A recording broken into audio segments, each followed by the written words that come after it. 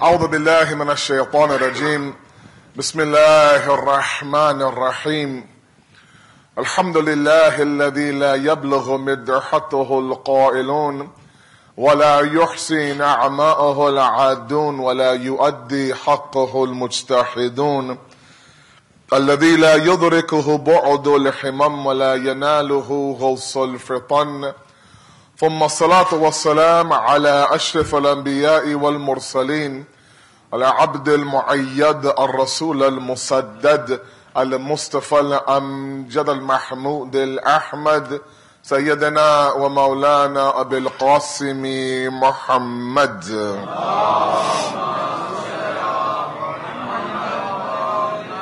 وعلى بيته الطيبين الطاهرين المعصومين المظلومين لا سيما بقية الله في الأرضين صاحب العصر والزمان خليفة الرحمن إمام الإنس والجان ولعن الله وعاداهم أجمعين إلى يوم الدين أما بعد فقد قال الله وقوله الحق بسم الله الرحمن الرحيم ولقد كرمنا بني آدم وحملناهم في البر والبحر ورزقناهم من الطيبات وفضلناهم على كثير مما خلقنا تفضيلا صلوا على محمد وعلى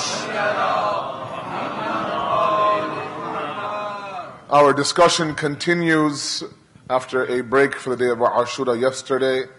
The topic of the rise and decline of man has been our ongoing topic since day number 1.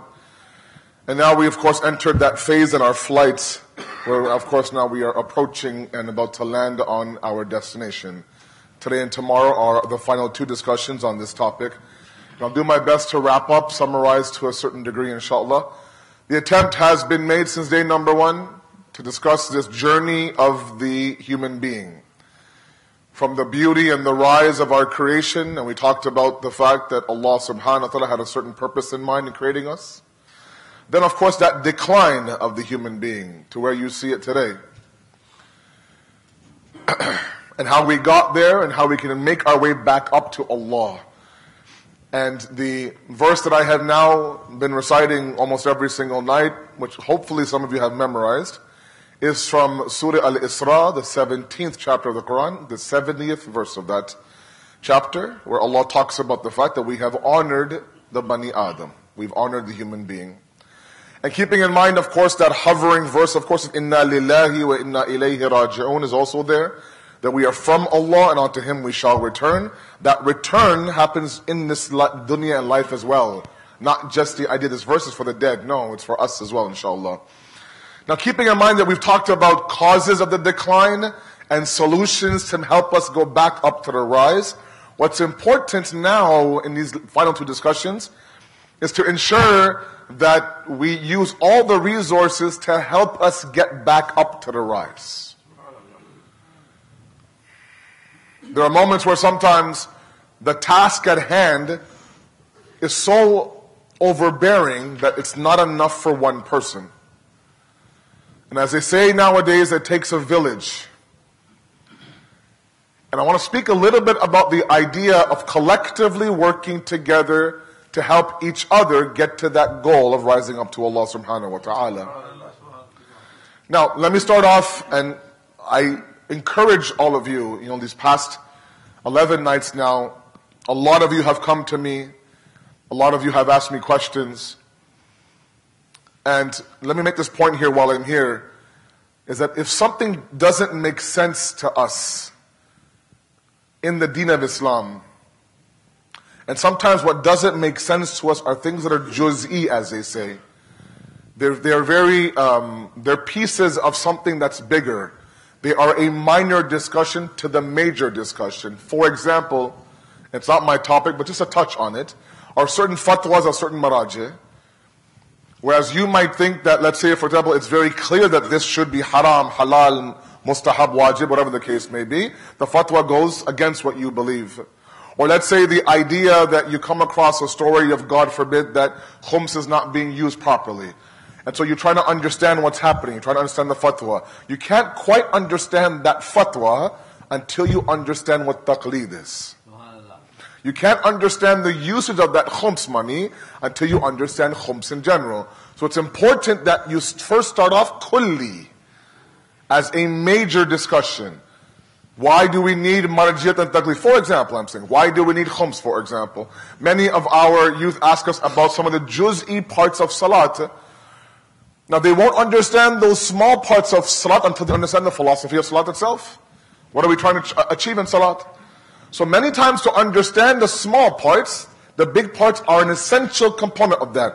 Once the overall philosophy is understood to a really good degree, the small parts begin to start to make sense. I'll give you an example. I want you to imagine that you see an individual who for a good hour is washing his clothes with his hands. So he has a bucket, he has some detergent, he has some water, he has his dirty clothes, and he's rubbing his clothes for a good hour. The clothes are all washed, they're up on the line to dry. Now you see this man going to the tap, opening the tap and washing his hands. You think, look, you just spent an hour with detergent. Your hands are spotless. You don't need to go back and now wash your hands as a separate notion. Meaning once you wash your clothes with your hands khud ba khud become clean. Once you understand the overall philosophy, the small juz'i parts also start to make sense. You can't start at the small one fatwa here, one fatwa there without understanding what marjiyat is. You can't start at why is there 2 sujood and 1 ruku without understanding what salat is. So sometimes it does require us to go up a couple of rungs on the ladder, understand the top, and then go down a little bit. Then things start to make sense a little bit. And that's why if you look at the discussions that we've had for the past 11 nights, that's exactly the format that I used. An overall discussion about khilqat and creation, that happened like 6 months ago, it feels like, a long time ago. And now we went into very, very juz'i specific discussions in the last 6 nights before the day of Ashura. And that's exactly what I want all of us to do when it comes to approaching the sciences within Islam. First start off kulli, an entire philosophy behind that, and then go into the juz part. Sallu ala Muhammad wa ala Muhammad. Equally, this discussion on a communal effort to go back up to Allah has to first be understood at a very kulli level. So if you'll humor me while I take you on that journey, and then we'll go into the juz'i parts, inshallah. Understand this, and this might be a reminder or simple discussion from my elders, but you'll be surprised how this essence is being lost in this day and age. The deen of Islam is not an infiradi deen only. It's not an individual deen only. Meaning what? It's not just a deen for you and yourself. There is a component inside Islam that's individual. There's a component that's social. There's a component, and these are words that you guys should know now, my youth, infiradi and ijtimai. Correct? If you look at, for example, the fiqh, those of you who have studied any fiqh beyond salat and saum, you'll notice there are 2 components of that. You and Allah, the ibadat portion of it, salat, saum, khums, whatever the case may be, how you do wudu, how you do ghusl, how you do salat. Then there is a social aspect to fiqh, you and others, which includes, for example, if you are a landlord, what's a fiqhi aspect? If you pay your employees, what's a fiqhi aspect? An alim's fiqhi responsibility deals with a social atmosphere. So even the fiqh is broken down into what? You and Allah, you and others. Come to hadith, Imam Jafri Sadiq alayhi salatu wasalam. Our 6th Imam has a very beautiful discussion in his book called Misbahul Sharia, the lantern of the path. We talked about Fudayl ibn Ayyan a few nights ago, which I know you guys have all remembered that story. That's the individual that when he went to the door of Imam Sadiq and sat down and had a dars with him, all of those citations are published in this book. Very small, thin book, but full of, mashallah, magic, as they say. The very first discussion in that book, if you Google it online, not right now, at home, not right now. Stay with me right now. If you Google it, you say Google it, okay, no, just wait. You'll notice that the very first discussion is on subservience in Allah, what's called the ubudiyat. In there, the Imam says there are 4 relationships that you must perfect before you even begin the path of ubudiyat. 4 relationships. One is you and Allah, naturally. One is you and the dunya. One is you and yourself. And the fourth is you and others. A lot of times we think that as long as me and God are good, that's all that matters. I can be good with Allah. Wallahi, my salat, Maulana, is a mi'raj. I am so in tune with Allah. I have the best of niyats. I do this, I do that. Me and Allah are good. Meanwhile, your wife is telling me that he is a horrible husband. Meanwhile, your kid is telling me that my dad's never around. Meanwhile, the community is telling me that he is one of the, God forbid, the worst people we've seen. But me and Allah are good. And he thinks, or she thinks, that I'm climbing the ladder of spirituality.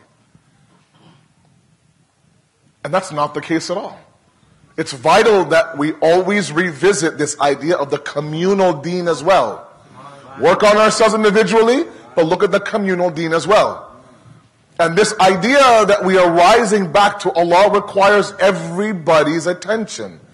Everybody plays a role, whether you are a parent, whether you are a spouse, whether you are a friend, or whether you are the general community. That's why when you look at the Furu'i Deen that we teach our kids in Saturday school, you'll know that one of two that are 10 are what? Amr bil Ma'ruf and Nahy anil Munkar. A topic discussed, I'm sure, several times in this mosque. All of you understand the translation and what needs to be done, but the practical aspect is getting further and further away. It is, as the ulama of today say, a lost wajibat. And I'll discuss why that is. But until and unless we have, first of all, accepted the fact that I need to worry not only about my journey back to Allah, but my community's journey back to Allah, we won't get anywhere. Until I'm more concerned, or I'm equally concerned about my friend, or my spouse, or my mother, or my child, or my friend in the community, and their journey to Allah, the same way I'm concerned about my journey to Allah, then we'll get somewhere. We live in a society at a time where they push the individual. You are an individual. To each his own. Mind your own business. If you're walking past the ocean, somebody's drowning, keep walking. And tell yourself, thank God I know how to swim.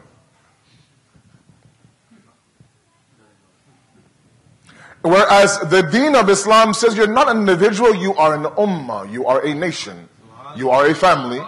There has to be a social aspect to it. If you look at all of the various things the Prophet of Allah did, the very first thing he did in Medina, he built a mosque. He attached all the homes to the masjid. He introduced the importance of salat, and then he introduced the importance of jama'at salat. So at one moment he's trying to build that individual journey to Allah, and then of course the communal journey back to Allah. This idea that I'm not concerned, I don't care, God forbid, or I know that they will mind if I go and talk to them. Or even worse yet, I have a tough enough time keeping myself out of the hellfire and not have to worry about this guy beside me. I have a tough enough time in my own grave, I have to worry about his grave as well. And this mentality comes from, I'm sorry, this Western society that talks about you are the individual. In the process, we talked about idol worshipping on the 4th of Muharram. And we talked about the fact the biggest idol is the self. And this West does what? It pumps the self. And we mentioned the ayat back then. Have you seen the one who takes his lowly desires as his God, his Lord? He worships those desires. And the society will tell you, look, to my youth especially, if you want this, go get it. You want to eat here, go eat here. You want to love her, go love her. You want to marry him, go marry him. Do whatever you please. Don't let anybody tell you otherwise. Because this life is short, and all these great slogans we have, that you only live once, and blah, blah, blah, all these things are there, and we end up doing what? We end up feeding this nafs of ours, and creating an individual world around us. And we surround ourselves with those people who constantly feed that individual life of ours. Now the deen says, let's be communal and social, and worry about Iraq and Yemen and Bahrain. We're like, I'm good here. I'm good. I'm safe, I'm secure, I'm in school, I have a paid off house, alhamdulillah. It's the individual. On top of that, we've really created this entire environment where we simply don't want to hear anybody come to us and tell me anything about my deen. If somebody, God forbid, in the bathroom in Bayt al-Qayem corrects my wudu, oh. If somebody says, look, in salat, I'm noticing now for the past 3 salats that you're not doing sujood proper. Your palms aren't down. You do sajda like this. The palm has to be down on the ground. And somebody says politely, the best akhlaq, whispers in your ear, does everything, qayamat. Because we're not ready to, even though he might be right, and his intention is very sincere, we're not ready to hear it. So there are a lot of things. Yes, we understand the idea of communal and social, ijtimai, all that. On the practical level, however, it's not happening. And now we have cornered ourselves in a corner, and now this movement back to Allah is a very individual movement, and that's a lot to bear sometimes. What would be best is if we collectively went towards Allah and helped each other up as they went up. Imam Jafri Sadiq, alayhi salatu wasalam. It's a beautiful tradition, and it is for those people, mashallah, in the audience who are listening online and on that side, who sometimes you have a little bit more taqwa than others. Sometimes you go through a journey, you go to Karbala, you go to Hajj, you find yourself, you find God, you found the light, as they say in the West here, and you become a little bit more pious, and that's great. But what ends up happening is that you start judging those guys that you were with just yesterday. You're like, look at these guys. Enjoy hell, buddy. Right? And the 6th Imam says this, very beautiful tradition. He says, and he compares the whole idea of spirituality as a ladder. Is a ladder. Steps up the ladder, correct? He goes, as you go up each rung of the ladder of spirituality, and I'm paraphrasing the entire hadith, he'll stop and look one step down. Instead of stepping on them to get one step up, extend the hand and help them one step up. And remind yourself that you were at that level just yesterday, for example. Right? And this idea that, oh, okay, thank God I'm not like that, and all these things are non-communal. We have to understand this very, very well. Look at the small little habits of Amir al-Mu'mineen. Very small that we can adopt. Okay? He's walking home with one of his companions. I love this story. It's a very simple story that we tell our kids. It's in the kids' books. Walking home. And they begin talking and discussing and talking and discussing, and before you know it, they arrived at the companion's house. And they say, Khudafis. And the companion says, Ya Allah, I'm so sorry. Your house was way back then. We should have dropped you first and then came here. Look at his statement. He said, Allah loves nothing more than to accompany your brother on a journey until his destination. Until his destination. Small things. Small things. Can you give me a ride home? Yes, I can. They'll drop you 6 blocks away from home. So yahan se nazdeek hai? Okay, no problem. It would have been better if I just walked home. If he's asking me for a ride, drop him to his door, bachara. Right? Until destination. But overall, kulli, everybody in this room is on a journey back towards Allah. What better than to accompany each other on that journey until we reach that destination? Now together, we end up achieving that rise of Allah. It's a little bit better. In the process now, you travel with people, right? They get tired, you don't get tired. If they're hungry, you watch their back, you lift their suitcase, you go grab a drink. It's a beautiful communal effort all towards the same destination. Sallu ala Muhammad wa ala Muhammad. So please, revive the idea that the deen of Islam and my spirituality with Allah is absolutely dependent on the community at large. I should be concerned if I see somebody I'm very close with slipping away from the deen. We should make this an environment. I can tell the brother something is happening with your deen. The hijab is slipping, the beard's getting lighter, the attendance isn't there, for example. And they shouldn't take it to heart. They should be able to say that. We should be able to look at some of the traditions that we have that describes life after Imam Zamana. Imam Zamana comes, establishes his government. We have several traditions that talk about the fact that how will life be in that society under the rule of our 12th Imam. One of them that really sticks in this topic is this. It will be to the point, they say. There'll be such a brotherhood, such a community to the point where if a brother needs something from another brother, and brother in the kulli sense, not family. If one person needs something from another person, and they know that what I need is in his pocket, it'll be such a beautiful communal environment that this guy can walk up to the man, not say a word, reach into his pocket, take it out, and move on. He won't be upset, and he won't be upset. Try that today, see what happens. Go and reach into some random guy's pocket and take something out. We're not there yet. But look at the beautiful, beautiful environment that we're talking about. This is a very difficult journey. We're up against forces that don't want us to be on this journey. When the Holy Prophet ﷺ,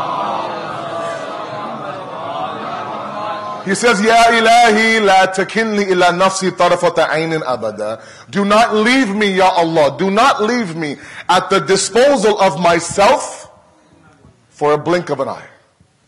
At the disposal of myself, don't leave me. Meaning what? Don't leave me alone. I need constant somebody here around me. If not you, somebody else. Don't leave me alone, basically. Who is this? The Holy Prophet. And we think for a moment I can attain what I want to attain by doing it by myself. And sometimes we can't. And sometimes we can't. That's why you look at so many traditions in Islam that talk about everything from, making sure that you choose your spouse properly. That's a community in itself, you too. Choosing your friends properly. That's also a community in itself. Choosing an alim properly. That's a community as well. Why is there so much pages upon pages?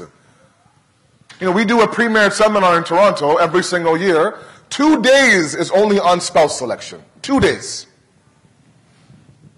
Because it's important. A lot of times we see domestic problems happening between husband and wife, and at the end of it, I end up saying that, look, the problem isn't the marriage, the problem is that you two got married. You two had no business getting married. Complete opposites. And somehow you're trying to fit that puzzle piece together, and the whole picture is messed up. So, in my intro, which lasted already half an hour, is the idea that the Deen of Islam is communal. Embrace it, adopt it. We cannot reach Allah unless we together travel towards Allah subhanahu wa ta'ala. If you look at, for example, one more point, then we move to the actual juz'i portion. And that's this. After the wedding of Amir al-Mu'mineen and Fatima Zahra salamu alayhima,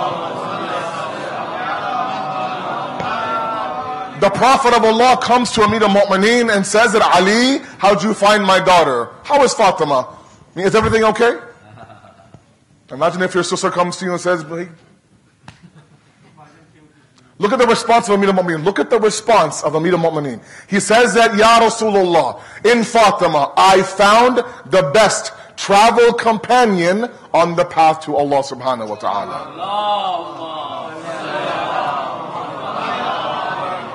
It's a journey. It's a journey. You can have a long road trip, let's say for days and days to the end of the country by yourself, or you grab a few guys and you make it a journey. It's a little bit more doable. It's a very simple example. But that's what I'm talking about. This is a journey back to Allah. And it's better if we do it as a community, inshallah. Sallu ala Muhammad wa ala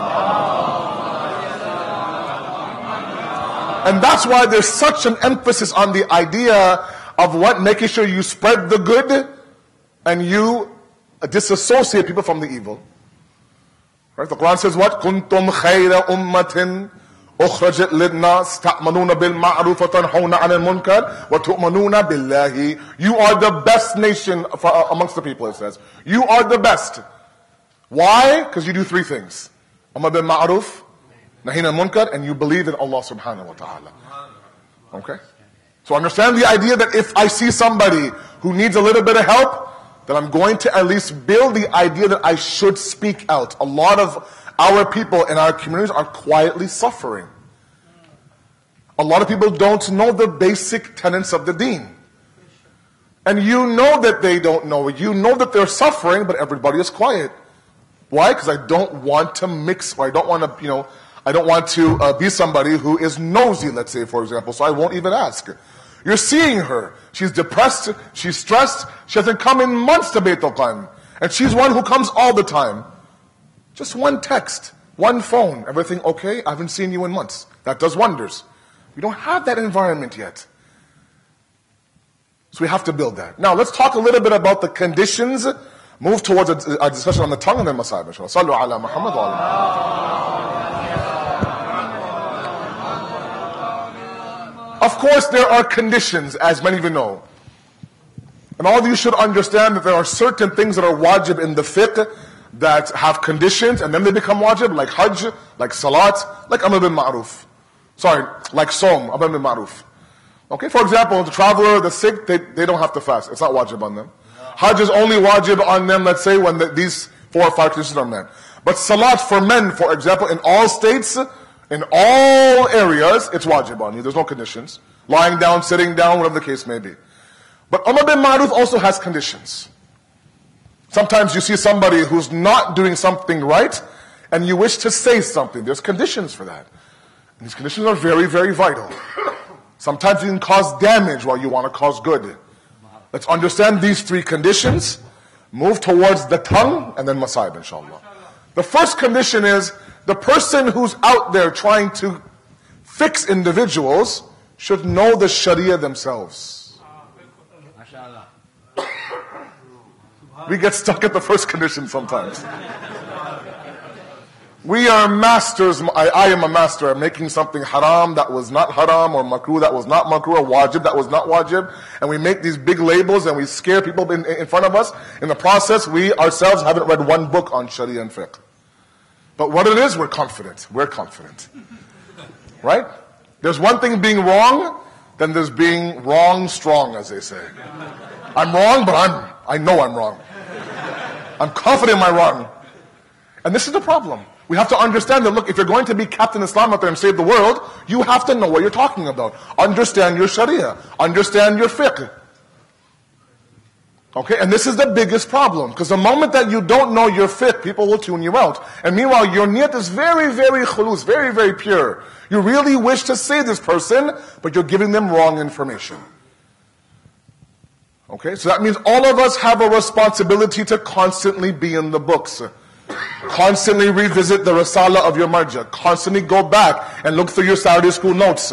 Understand how to wudu, everything. You know, so, I tell you, yesterday during the day of Ashura, I was there in the bathroom, I was refreshing my wudu, and a number of people were doing wudu incorrectly. And if that means that we go back to the basics, then so be it. It's okay. I mean, I remember my teacher was teaching us a book in the Hawza on Usul al-Fiqh by Shaheed Sadr, rahmatullah alayh. And he had this book, oh my God, the back of his hand, he had this book almost memorized. I asked him, Ustad, mashallah, you know the book, page numbers, paragraph, top left, top right, index, everything? He says to me, I've read this book 25 times. 25 times. I go, look, you could have read 24 other books in that time. He goes, no, I wanted to read it to the point where it's mastered by me. So sometimes, you know, we need to go back a little bit to the basics and review the fact. You know, I'll never forget this story, and I tell it to everybody. In my Hajj experience just recently, last month, there was a couple of elders in our group, and these elder men were amazing to me. They were just so inspiring to me. And we were in Medina, and we were outside the haram of Rasulullah, and it was time for Nawaz al-Shab. It's 3 o'clock in the morning, and we were waiting, and beautiful night, beautiful weather out there. Nice plush carpet, we were very comfortable. And this man, honestly, was the age of maybe my grandfather. I kid you not. He leans inside of my ear, he says, would you mind teaching me how to pray namaz al-Shab? I looked at him, I said, subhanallah, that's incredible.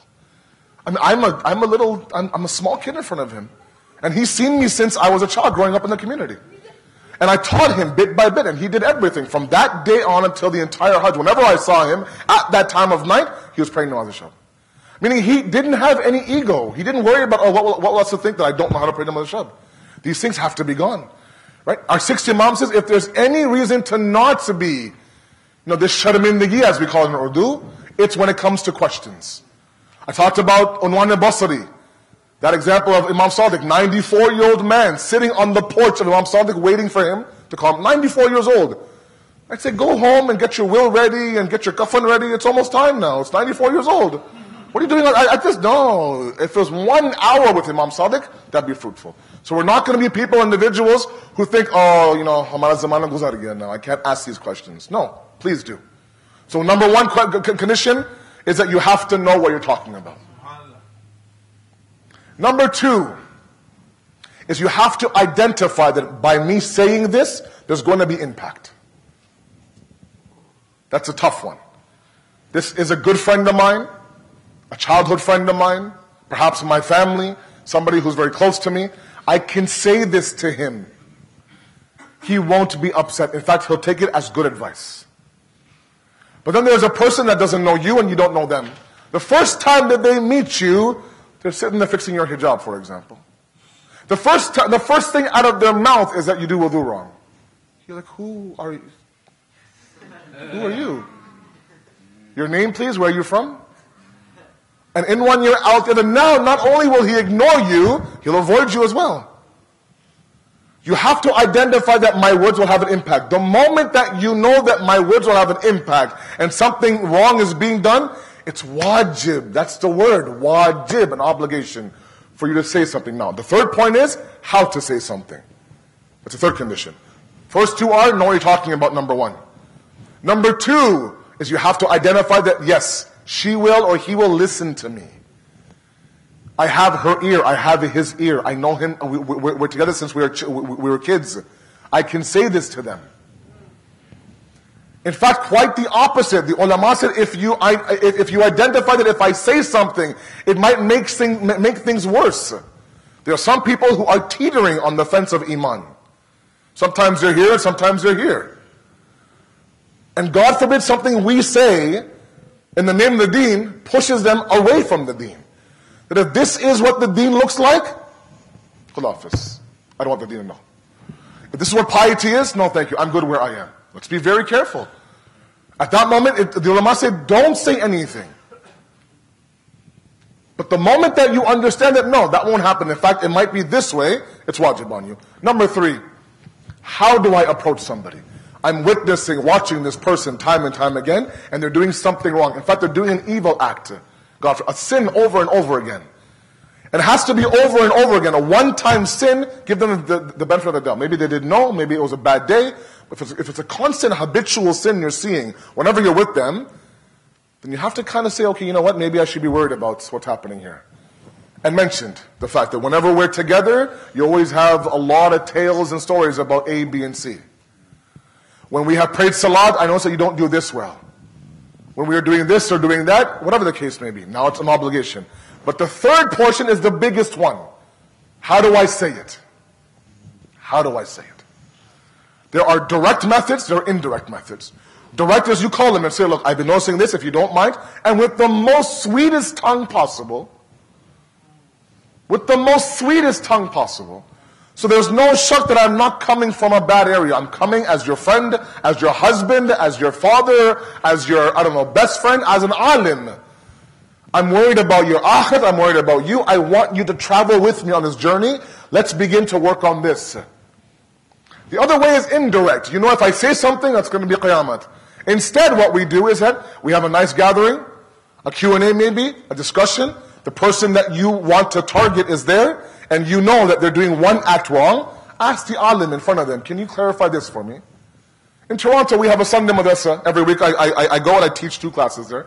We have Jamaat prayer. Before the Jamaat, I stand there and I go through the rules of Jamaat a little bit with them. They're kids, ages 5 to 14. And there's one uncle that comes for Jamaat every single Sunday, and I love what he does. He asks me every Sunday one question that I know he knows the answer to, but he also knows that there are several kids that don't know the answer to that. If he goes himself to the kids, they say, oh, uncle, please, go from here. Instead, he wants me to say it to them. So he'll ask about questions about washing the face in wudu, how much water should we use, those kind of things. I look at him and I go, I know you know the answer. But he wants others. That's an indirect method of Amr bin Ma'ruf, a beautiful method. A lot of Q&As that I sit in, even the one yesterday we had discussion, I know there were some questions there that weren't meant for the asker. It was meant for the public who's there. That's a beautiful method of Amr bin Ma'ruf. Maybe the most effective sometimes. But the first one and the biggest problem that we have is this tongue of ours. Sometimes people are very, very direct. And I wish, honestly, I can speak an entire ashra on this tongue. On this tongue. If it's one factor that's broken us into pieces as families and communities, it's the tongue. It's the tongue. And the tongue of today could be an email, could be a WhatsApp message, could be anything, could be a Facebook post. That's the tongue of today. Or could be directly to your face. And there's countless traditions that talk about the fact that there will be people who will be dragged into the hellfire with their tongue. 30 plus sins.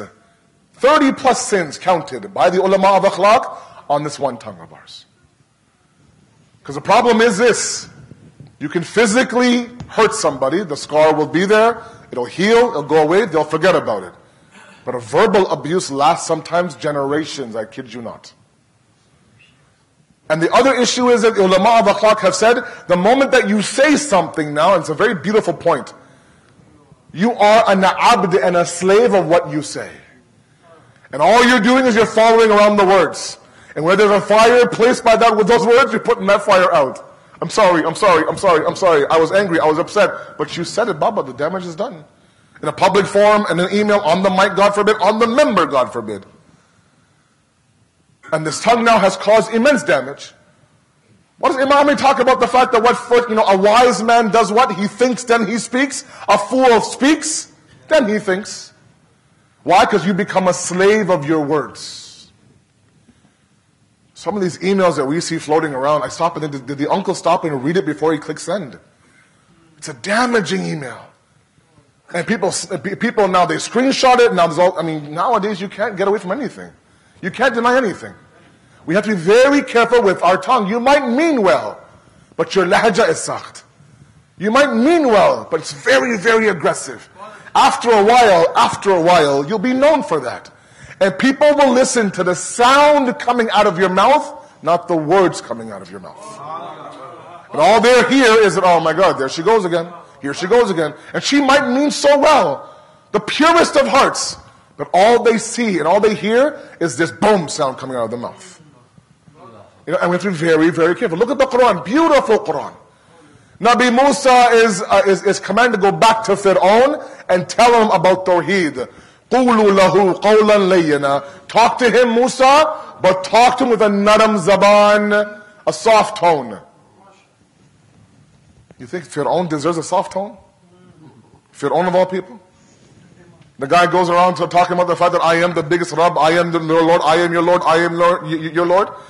He's the biggest enemy of Allah, and Allah's commanding Nabi Musa to go back and talk to him with a soft tongue. And when you read the tafsir, it says what? It's not for Fir'aun. It's not about Fir'aun. Musa's level is so high, it's not munasib for him. It's not at his level for him to have such a harsh tongue besides a very soft level. You are the Prophet of Allah. You are Kalim Allah. This is a whole different level. Your tongue and your lahja and your tone should meet that level. Sometimes people do what? They're known, their levels are known by what comes out of their mouth. I ask you, please, be very, very careful. Sometimes your niyat is very pure. Sometimes you wish to fix the behavior of many people. But the tongue and the tone and how you do it is very, very important. One time it says no smoking. Next time it says there's a big circle, a cigarette, and a cross through it. Sometimes it says don't you dare think about smoking. One sign says please and thank you for not smoking. Same message, different lahja. And people don't react well to those who are coming in their face. Number one, as it is, they're defensive about their salat and their ibadat. And now, all they hear is this booming voice inside of them. We have to be very careful. Amr bil Ma'ruf is a communal obligation with conditions. If those conditions are not met, it's not wajib on you anymore.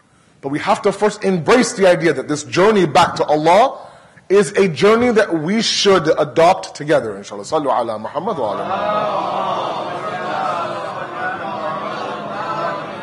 It's a lot easier. It's a lot easier when we can do it together. We have each other's back. It sometimes really, it confuses me sometimes when I think that people believe that the musibat of Karbala ends the day of Ashura. Imam Hussein's Ashura, yes, has been complete. The Quran says so itself. Irji'i ila rabbiki. Come back now, Hussein. You're done.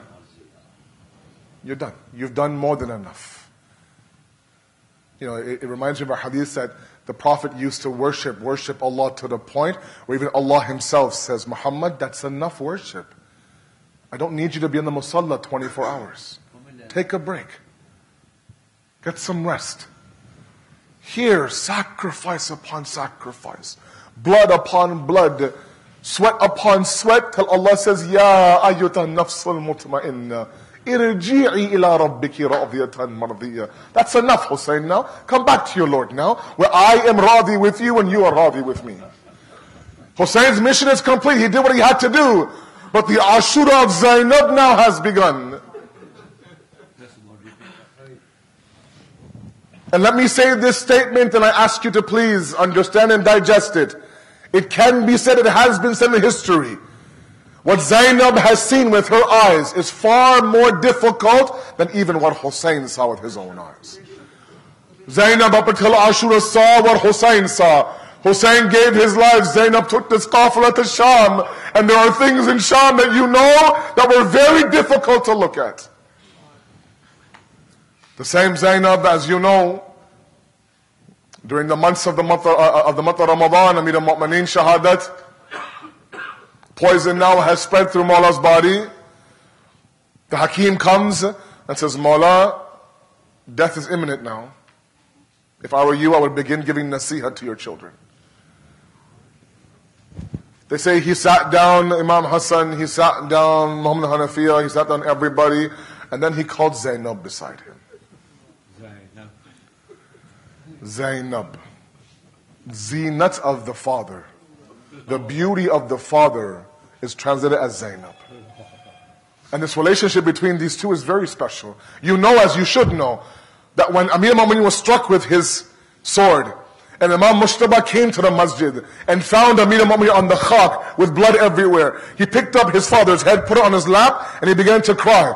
And Imam Ali says, Hassan, be patient. Now's not the time to cry.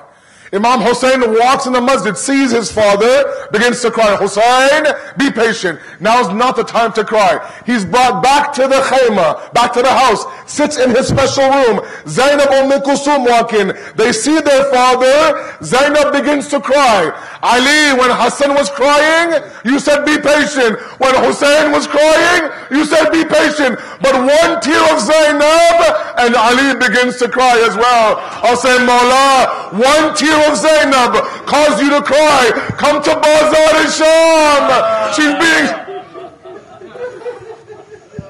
Imam Ali sits down, Bibi Zainab, and says, Zainab, after me in this very Kufa, this will happen, and that will happen, and this will happen. With every musibah, I want you to be patient. Be patient. Be patient. She says, yes, Baba. Yes, Baba, I'll be patient. She's hearing everything that Baba has to say. And when he's done, Zainab says, Baba, can I ask you a question? He says, of course. She says, as I'm going through every mushkil and every problem, if I ever call you for help, will you come and help me? Of course I will. Of course I will. Let's examine tonight Zainab's Ashura. Where did she call Baba for help? She arrives on the 2nd of Muharram in Karbala. The tents are pitched up. The people are everywhere. She doesn't call Baba for help. All of Muhammad give their life. The bodies are brought back to the khayma. She falls in sujood. She doesn't call Ali for help. Hazrat Abbas in Shahadat doesn't call Ali for help. Ali Akbar's Baichi doesn't call Ali for help. Dil Zainab bi Asri Ashur. She's screaming, Umar ibn Saad, this is Hussein. But she doesn't call Ali for help. Sham-e-Ghariba is there. The tents are on fire. Sakina being slapped. She doesn't call Ali for help. This journey begins now towards Kufa and Sham. She never calls Ali for help. There comes a time where they enter the courtyard of Yazid. And the courtyard of Yazid has 7 doors to it. One door opens, Zainab goes in. A second door opens, Zainab goes in. The third, the fourth. The 7th door opens. And they're standing in front of Zainab are 700 men waiting for this tamasha to unfold. Bibi Zainab stands at that door and says, I will not enter this courtyard. They tried everything. Zainab, you must. She goes, no, I will not enter this door. Imam Sajjad says, Zainab, Pupi Amma, I'm with you. Let's enter the courtyard. At that moment, she looks to Sajjad and she says, you are the Imam Waqt. Whatever you say, I will do. Just answer me one question. Which way is it to Najaf? She turns to Najaf and says, Baba, your Zainab is entering the bar. Come and help.